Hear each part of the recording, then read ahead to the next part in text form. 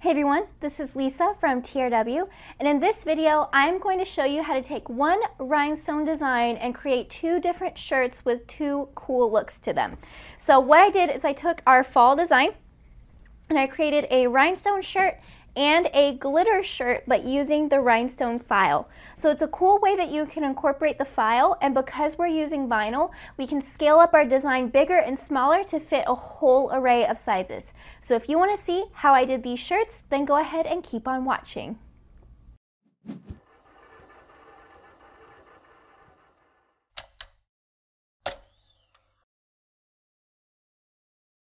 Alright, so I have my templates right here. So I did all three of them, and I actually labeled the first two what colors they were, just to be clear.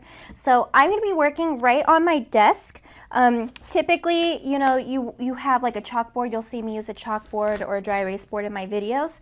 But I wanted to kind of show you guys that you can do this on a flat area as well. The chalkboard makes it easier, but it's not necessary, if that makes sense. So this is labeled red. So I'm going to be using my red rhinestones for this. I keep red in a mason jar just because I use red so often. I put a larger quantity and I put it in a jar. So we're going to go ahead, lift this off, and I'm going to dump a whole bunch right on top of where my holes are. So I cut this out with the Magic Flock template material. And so the way this material works is that it's slightly raised and the rhinestones are pointed. So what they'll do is they'll roll right out if they're in there upside down. So the trick is to use more rhinestones than you think you need, because it's the rolling of the rhinestones on each other that has them sit in right side up. So if you only have one there, there's no other rhinestones to kind of roll on top of it to roll it out if it's upside down. Hopefully that makes sense. So we're just going to go over. I'm just doing a really light touch with gentle circles and putting that on there.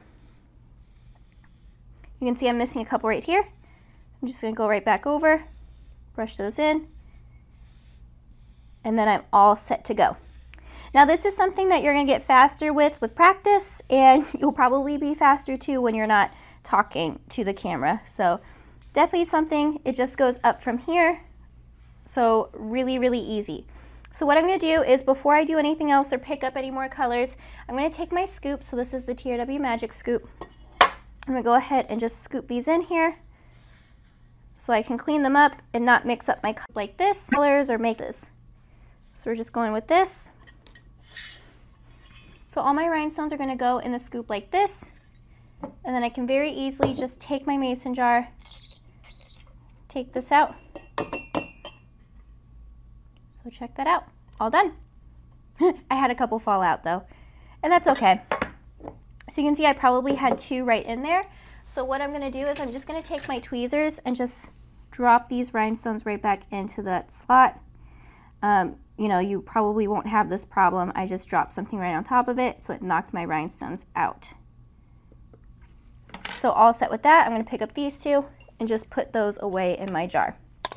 So now what we're going to do is we are going to be layering multiple colors. So the trick with doing multiple colors is that we have our squares here. And so with these templates, these squares, they're always the same size. So they're going to stack right on top of each other. So if you notice, only parts of this square have stones in them. So they coordinate with the colors. So if the squares are always in the same spot, we're going to make sure our tape is always in the same spot as well. So I have my acrylic hot fix tape over here. I'm just going to cut it to the side off the camera so I don't bump it into my rhinestones.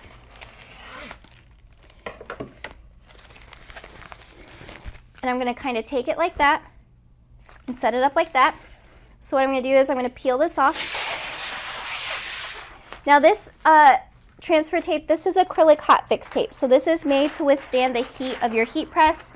You don't want to use the same transfer tape that you use for decal vinyl because it will melt. All right, so the way that I do it, there's a couple ways you can. Some people like to do a horseshoe and go from the side. I like to smooth one side fairly close to my design like this. So I'll just take it, smooth it down, and then just drop your tape. So if you have been watching our videos for a while, or maybe you've seen me speak at a conference, you'll know that my biggest piece of advice when you're putting down your transfer tape is to drop it and commit it. That's the word, commit. Because if you start putting it down a little bit, you're going to have different tension on your tape, and it's going to affect how it goes. So if you notice, I cut my piece a lot longer than my design, and the reason being is that I'm using this piece as a anchor, as a kind of like locking point for it. So we're gonna go and lift from the side that's close to your design. You can see it's picking up stones. There's one that's left behind, not a big deal. Just put your tape right back down, smooth it where the stones are, and then go from there. So I'm gonna lift this to the side, and then I'm just gonna kind of put the tape to the side to keep it steady. All right, so that's our first color. So what I'm gonna do for my next color is I'm gonna take this template, so this is my light topaz design. So this will be a nice gold color. I'm gonna line up these squares right on top of each other. So you can see I don't see my desk through here, and that's good. So that means the layer that's below mine does not have any holes exposed, which means I don't have any overlapping stones. So I am using light topaz, which is a nice gold color. And the trick with this is to use a lot of rhinestones. I don't necessarily have a whole lot right now just because I didn't want to have to open a new bag of rhinestones. So what I'm doing is I'm just separating my stones as best I can to do a fair amount on each section that needs it. Now, if you're having a hard time with your rhinestones and you're noticing you're having a hard time getting them in, I would suggest putting more stones down. So I've watched people do just a few, like just enough to fill in their design, and that's where you run into trouble with your stones not rolling in because they're not, you know, they're not rolling off of each other to get into the template. So we're gonna go over, bring this, and then once you have your stones pretty much in there, you're gonna lay your brush flat on your template material and brush it to the side to get it out of there. All right, so let's just do this last section.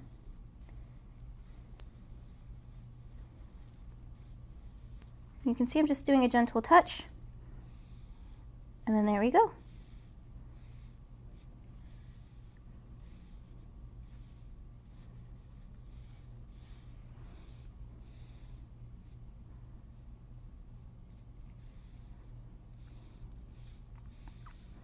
All right.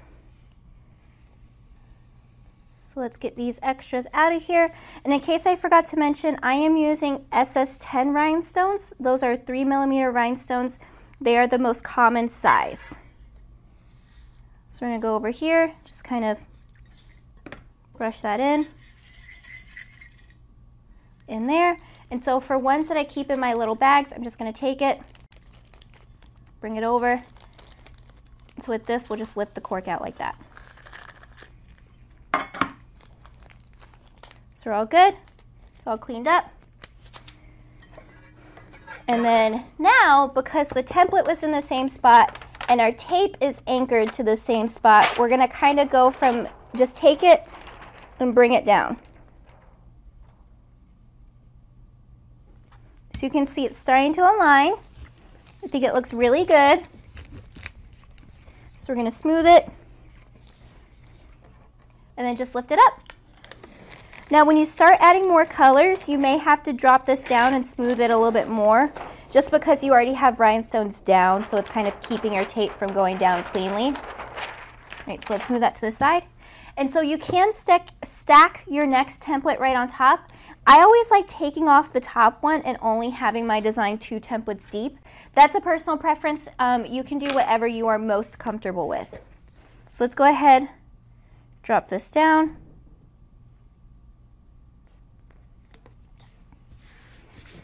So again, no stones underneath, which is really good.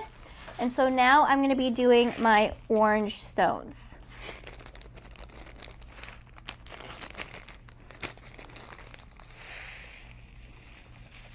And for these, I'm using light orange. So we do have orange and light orange. The reason why I like using light orange is that you still have that nice orange color, but it tends to show up a little bit better on a black shirt, and that's really what I'm looking for. Normal orange has a nice rich color, and sometimes it can be hard. It can come off a little bit red when you put it on a shirt, a black shirt. So I'm just gently brushing. So you can see I'm just going to fill those spots in and then keep my brush flat. Let's go from there.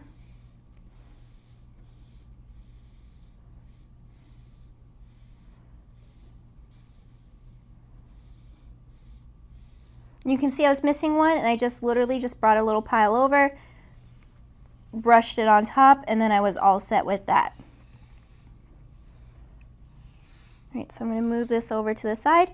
You can see I'm just checking to make sure there aren't any extra ones like caught in between stones sitting on top, but it looks pretty good. So I'm going to take this, go ahead and brush this in.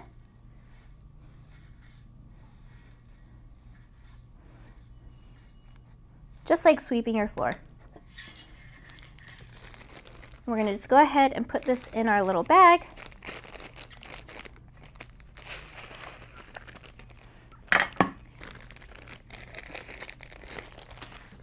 So pretty cool. All right, so I'm going to close this, set this to the side, and now we're ready to just put our tape down.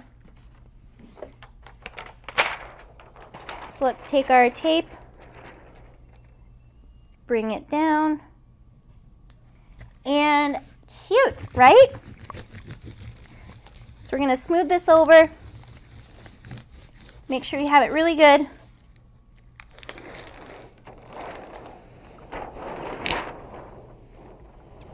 And now we are all set. So I'm going to take my tape and I'm going to get my original backing that I had on there, and I'm just going to smooth my backing on to keep it safe until I'm ready to press. So I'm going to go ahead, put my tape backing back on this, and kind of go from there. So I'm going to trim this a little bit closer so I'm ready, and then when I'm done, I like to store my templates on this paper backing because it's already cut to the right size. So we're going to go ahead, set this to the side. We're going to set up my vinyl design for cutting, and then we'll be ready to press. All right, so I am in Silhouette Studio. Now, I've already cut the templates and brushed in the rhinestones for this design. So I'm going to show you really quick how I set up those templates, and then I'm going to move on to setting up this design for my vinyl. So let's go over. We're going to go over and ungroup this. And then what I did is I basically just grouped these together for our design and kind of set that and right-clicked and grouped it together. So we went like that. So I went ahead and continued on doing all of that until I was done, and then I cut those templates. But for this, I'm just going to go ahead and delete all of these because I don't need them. And I'm going to set up my design to cut. So let's go ahead. I'm going to set my page back to 12 by 12. So I'm at my page panel. We're going to do 12, and then go ahead and do 12 for the height. All right, so this will have a little square around that. I don't need it. So really what I want to do is I want to group my colors together, because more specifically with this orange, I want to bump it up to the top of my design space so I don't have to worry about wasting a bunch of vinyl. So the cool thing about using a rhinestone design for vinyl is that I can scale it up and down, and it doesn't really matter because I'm not cutting a template. It doesn't have to be super strict on what size the holes are. So we're going to take this, and I'm going to scale this up to be about 9 inches wide. Then we can go and set it up like that. All right, so let's go ahead, ungroup it, and now I'm going to use the Select by Color tool. So let's go over here, Select by Color. Let's go by fill, and now I can choose each color and select just that color so I can group it together. So we have our gold, right click, group. We have our red, click off, choose your red, right click, group. And then let's choose our orange, right click, and group. So now we're ready to just set up to cut. So we're going to select the whole design. We're going to flip horizontally. And then you can see I accidentally grouped the whole thing together. So let's go ahead, ungroup it. And now you can see the whole thing and the orange is selected. So we're going to go over and we want to ungroup this bottom one. So let's ungroup that.